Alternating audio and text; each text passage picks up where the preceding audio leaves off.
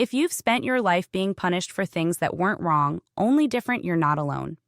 You're likely chosen. Because in a world built on conformity, difference is treated as defiance. And when your difference is divine, it gets labeled dangerous. Being punished for being different isn't a coincidence. It's a systemic pattern. And chosen ones often face it from childhood. Too loud, too quiet, too deep, too sensitive, too intense, too weird, too smart. It's not that you were doing anything wrong, it's that your presence challenged what others were pretending to be. You didn't follow the script, you couldn't fake the smile, you asked questions when everyone else stayed silent, and for that, you became a threat. The world doesn't persecute sameness, it persecutes freedom.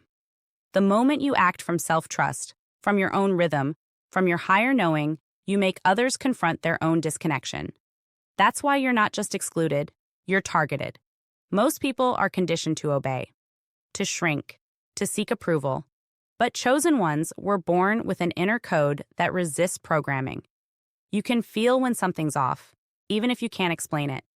You pull away from groupthink. You don't resonate with shallow roles, titles, or fake performances. And that quiet resistance? That's what they punish. You're not being rejected for who you are. You're being punished because who you are cannot be controlled. This is why so many chosen ones experience systemic rejection by teachers, parents, pastors, co-workers, and even false spiritual leaders.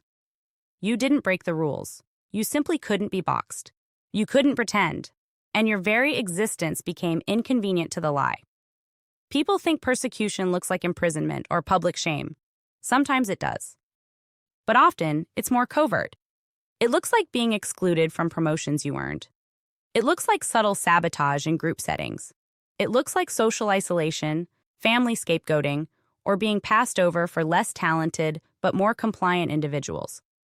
It looks like people not vibing with you not because of who you are, but because your vibration is too high for their unresolved shadow.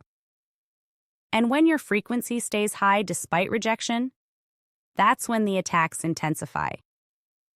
Persecution is not just emotional, it's energetic.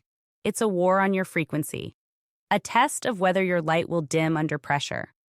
But here's what the system doesn't want you to realize. This isn't punishment, it's proof. You're being targeted not because you failed, but because you refuse to fake it. In systems of control, standing in your truth is treated as rebellion.